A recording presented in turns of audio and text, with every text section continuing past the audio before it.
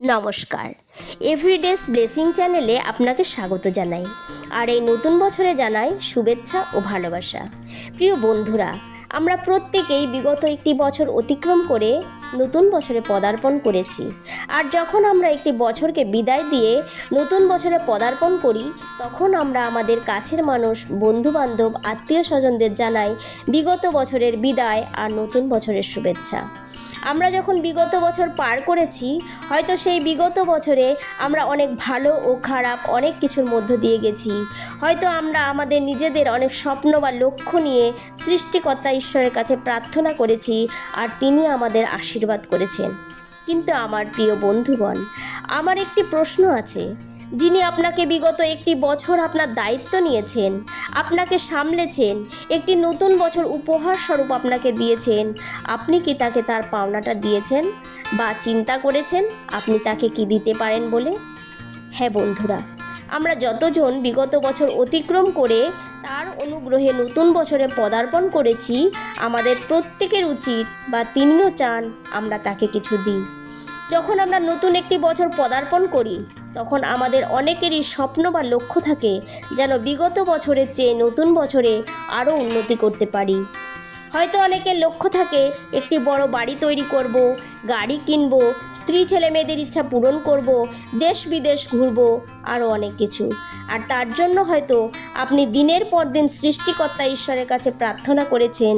আর যখন আপনি আপনার লক্ষ্যে সফল হয়েছেন, তখন আপনার সফলতার জন্য যার হাতটি ছিল, যে আপনাকে সাহায্য করেছেন, বিগত বছরে যে আপনাকে আগলে রেখেছিলেন, তার কথা আপনি ভুলে গেছেন যে তিনিও আপনার কাছে কিছু চান, আপনারও তাকে কিছু দেওয়া উচিত।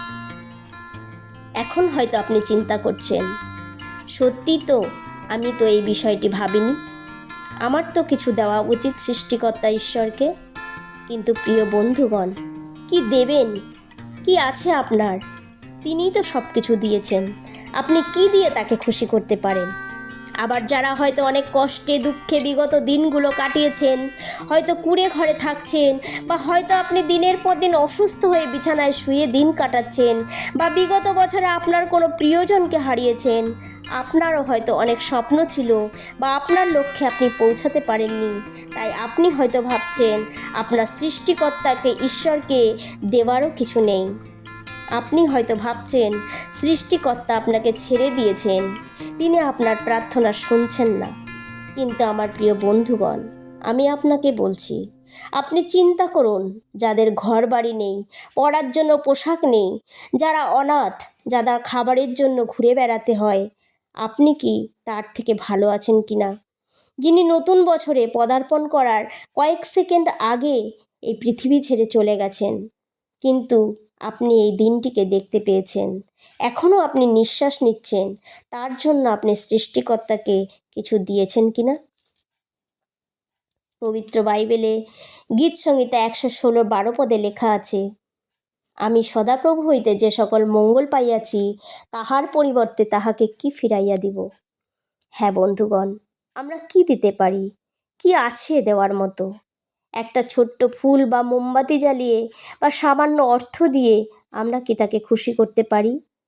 ফিলিপিও তার 4:6 পদে লেখা আছে, কোনো বিষয়ে ভাবিত হইও না, কিন্তু সর্ববিষয়ে প্রার্থনা ও বিনতি দ্বারা ধন্যবাদ সহকারে তোমাদের যাঞ্চা সকল ঈশ্বরকে জ্ঞাত করো। হ্যাঁ বন্ধুগণ, তিনি আমাদের কাছে একটি ছোট্ট শব্দ ধন্যবাদটুকুই চান। আপনি কি তাকে আপনার জীবনের সমস্ত বিষয়ের জন্য ধন্যবাদ দিয়েছেন?